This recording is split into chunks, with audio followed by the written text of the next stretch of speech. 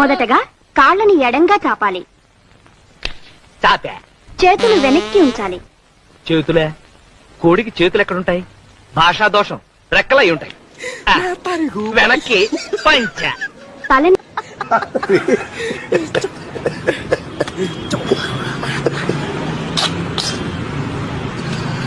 మెల్లగా అటూ ఇటూ తిప్పండి. తిప్పే. ఇప్పుడు కాస్త స్పీడ్ గా తిప్పండి.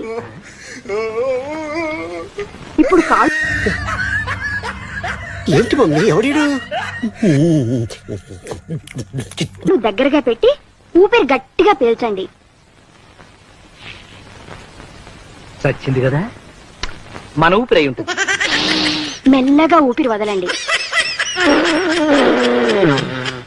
ఇప్పుడు తల కిందకి పెట్టి కాళ్ళని పైకి లేపండి. తల కిందకి, కాళ్ళు పైకి లేపిన కాళ్ళని మెల్లగా అటు ఇటు ఊపండి. ముందుకి వెనక్కి, ముందుకి వెనక్కి. ఇప్పుడు మీ ముందు గుమగుమలాడే చికెన్ రెడీగా ఉంది. చక్కగా ఇంటిని పాది తినండి.